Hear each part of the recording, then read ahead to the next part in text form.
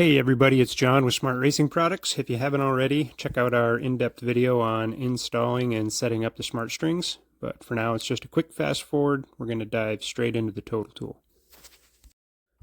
So a bit of a backstory on the Toetal Tool. It's been about 10 or 15 years in the making. We started out with a crude version of this back with some IndyCar and sports car teams, where when you have solid suspension, meaning all heim joints, no rubber mounted joints anywhere, the car is very responsive to adjustments, to changes.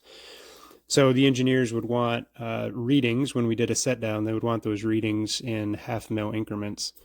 And what we noticed is that if you were reading it with a ruler or a vernier and you allowed that tool to tip down in the back, you could actually get variations in your reading up to a half-a-mil.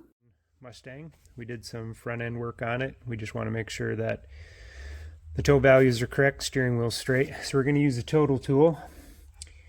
Depending on where you've set your strings, this is about how far away I like to be from the wheel, 2 inches or so. Gives you enough room to see what you're doing, but you're not right up on it, but you're not too far away. And with this distance, I'm going to add one of the anvil additions. So I'm going to remove the tip. I'll add this one. And depending on if you have steel or aluminum wheels or what the edge profile is like, you can either choose to use the anvil tip, which gives you a nice fine point. Some guys like to go between the tire and the rim. I choose not to do that because a lot of times you'll have this kind of odd lumpy bits to the tire, can give you an irregular surface around that circumference. I take it off for the steel wheel. It's a newer steel wheel, I know that. There's no visible damage. So I'm going to reference this outermost edge. That'll give us the widest dimension to measure across, and it's pretty repeatable around the edge of the rim. So I'll turn the gauge on. It's 0. It doesn't need to be. You're going to 0 it to your first dimension. The anvil's set for the length we want it. We put it on the edge of the wheel, bring it up to it, just touches the string, bring the gauge in.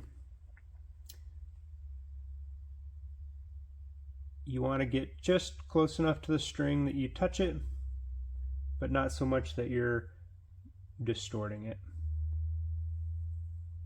So I'll 0 this first measurement, and then we'll move to the front and take our second measurement. So I'll zoom in here as we measure the front so you can see in more detail. You're going to still touch off on the same spot you chose on the rim. So on here I've gone to this raised edge of the steel, make sure there's no dimples in it, no damage. These are new wheels, so they look pretty good.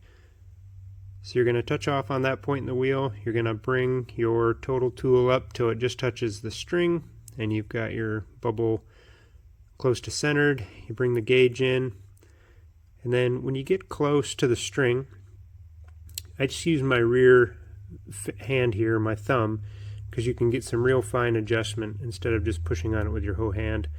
So I steady this on the wheel. I bring the Toetal Tool up till it's perfectly parallel to the string, and you want to just come up to barely touch it. Back off, touch it. You'll see it if that string wiggles, you're pushing on it too hard. And then you're just, at the same time, you're going to sight at your bubble level. It's in the middle, and we're at 1.88, call it 1.9 millimeters out. And a quick way to double check if you're in or out is just let that go a little bit, bring the gauge back to 0, which remember is your zeroed measurement from the rear of the wheel. And you can see just visually then remind yourself that if the front of this wheel is pointed out, then you've got toe out. The wheel is on an angle like this. So that's it. Everything you saw in the video, smart strings, the Toetal Tool, the stainless ruler, it's all available at smartracingproducts.com. You can always email or call us, leave us a like and a comment, and we'll continue to get you guys some good how-to videos. Thanks.